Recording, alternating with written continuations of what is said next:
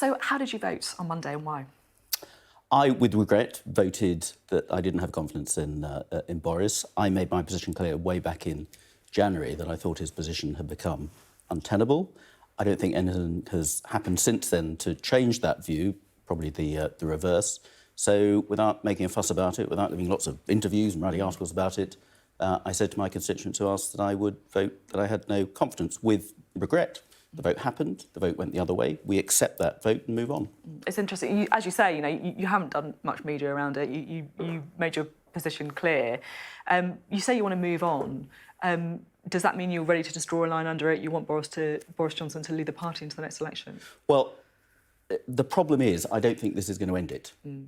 We've had a clear vote, and we must abide by the rules. I absolutely respect that result. The Prime Minister remains the Prime Minister and the leader of the Conservative Party.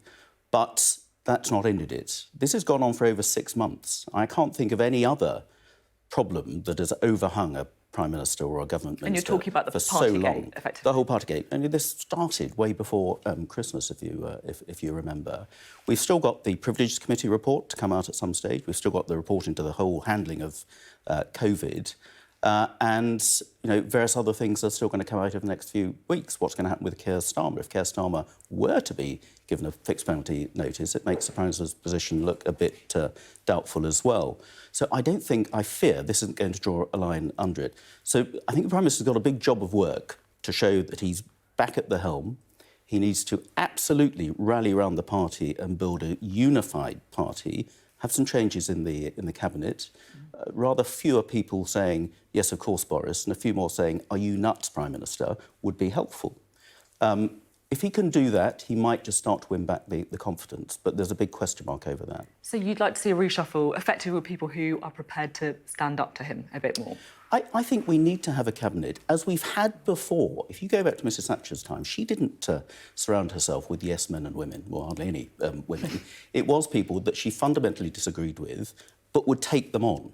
People who would say to her, are you sure that's what you want to do? Actually, I think you're wrong. And she would say, well, I think I'm right, and this is why. We need more of that sort of debate in Cabinet. We need far more backbenchers. There's huge talent on the backbenches who are not playing any part in government at the moment, who have got a lot to offer. So I think Boris has got to absolutely extend a hand of friendship and be much more inclusive to many more people in the party, where there is a lot of talent that's not being used. Is there any names that you would give us for examples of those kind of... No, because then we'll start getting into arguments about why him and not her, or whatever. I think backbenchers feel a bit neglected, and I think the clear-up that happened in Number 10 had to happen, but it hasn't gone far enough. We need to be talked to a lot more. We need to be consulted about policy a lot more. And we don't need this problem where we're marched up to the top of the hill to defend things which are a bit tricky. Indefensible, some would say. Some would say indefensible, only for 24 hours later, Number 10 to do a complete U-turn and we're marched all the way down again. These are the sorts of things that undermined confidence in even David Cameron and Theresa May previously. So we've got a huge challenge facing us. The country's got a huge challenge with the cost of living crisis, with the continuing issues around Ukraine and lots of other things. We need absolutely to be focused on that and delivering for the people, not having debates amongst ourselves about whether our leader is up to being leader or not. Are there policy changes that you would like to see as well? Well, I don't think this is largely about policies. If you look at previous Prime Ministers that were got rid of, poll tax, Mrs Thatcher started the slide there. This hasn't been about policy. I'm afraid it's been about the way the Prime Minister has personally handled what started as Partygate. And for me, it was never about how many glasses of warm Chardonnay were quaffed in Downing Street or sausage rolls eaten. It was about the way it was handled.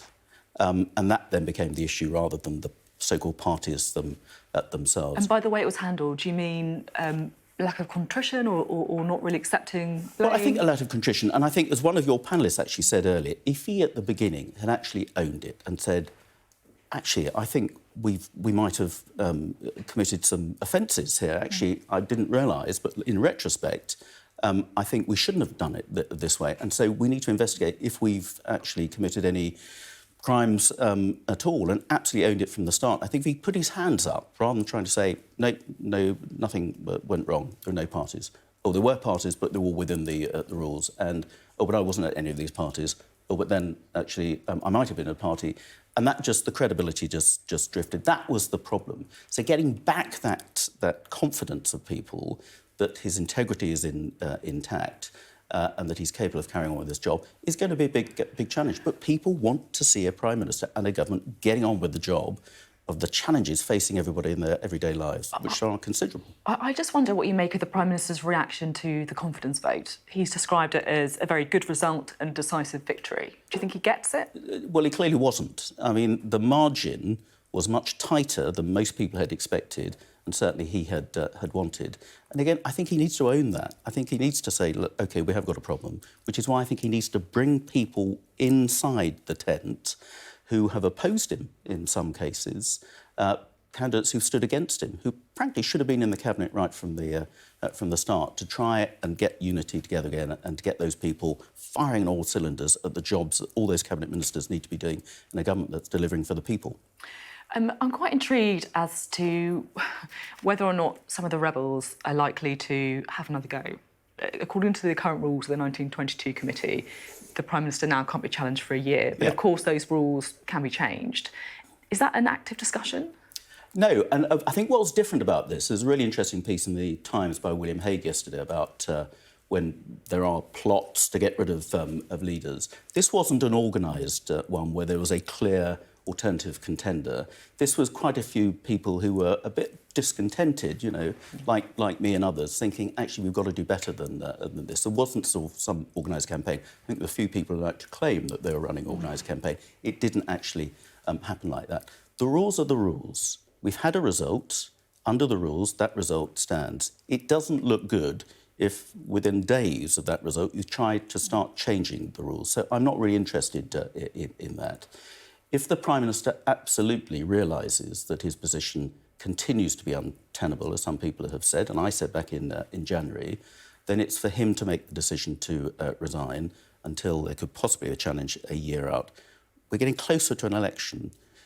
People don't elect parties that are divided. We need a strong, clear leader with strong leadership, with a good, solid cabinet and ministers firing on all cylinders. That's his challenge in the next few weeks if he's to stand any chance of going to the next election as the leader of the Conservative Party and Prime Minister. What do you think his chances are of going into that election? I honestly don't know. It's really difficult to tell because, look, all sorts of things have happened in the last few months that have come out of nowhere. And I think if there are more Partygate type mishaps, to put it mildly, then his position becomes more and more untenable. You know, the trouble is this time, many of us had people writing to us saying that the behaviour of the Prime Minister has been absolutely disgraceful, but they've said that about the last Conservative Prime Minister or anything the Conservative government does. There have been quite a few actual Conservatives who said, look, I've voted Conservative all my life and I know they're Conservatives in my constituency and I can't do so if Boris is still there. We heard one of them on the panel.